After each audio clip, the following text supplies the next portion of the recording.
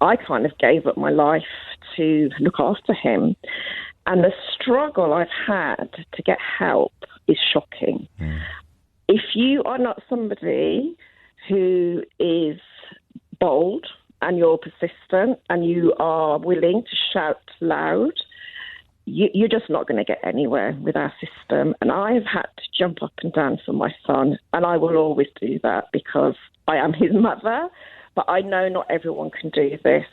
And my son is now 24. He's been sectioned. He was in a specialist unit. He has severe OCD. Yeah. But to even get a diagnosis was to hard. get seen, unless he's made an attempt on his own life, even to get a referral to CAMHS in many health authorities is almost impossible, or very, very difficult. Yeah. Well, the difference between CAMHS and adult care is shocking. Yeah. I have to say, in Hounslow, CAMHS is actually was amazing. I mean, the support they gave my son, his mental health really dived in secondary school. Right. And CAMHS were amazing. They really stepped in and gave him a lot of support. Good. But once he turned 18, they cut loose. It was, oh my goodness, it was just shocking.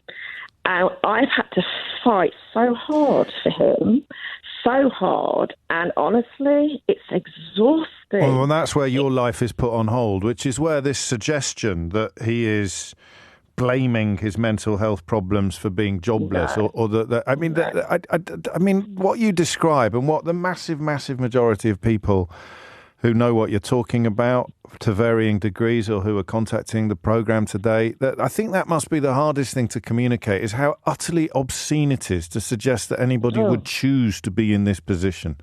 Absolutely. My son has ambition. He wants to work. He wants to one day get married, have children, own a home. He has these dreams. But he is, he does have a very severe mental health problem. He was also recently diagnosed as being on the spectrum. Again, I had to fight for him to get a diagnosis. And they have their one psychologist in Hounslow who does assessments. Yes. And you have to wait years to even have your first conversation. Which must be a nightmare for them. That's another point that we miss sometimes, is that imagine wanting to dedicate your life to helping people like your son and feeling every day that you're barely touching the sides. And these are the political issues. So the front pages should be about the government, about the underfunding, about the failure to address from schools right through to CAMHS and adult care, but it's not. They're trying to blame the patients. They're trying to blame the patients. Generation Sicknote. That's your son. Generation Sicknote.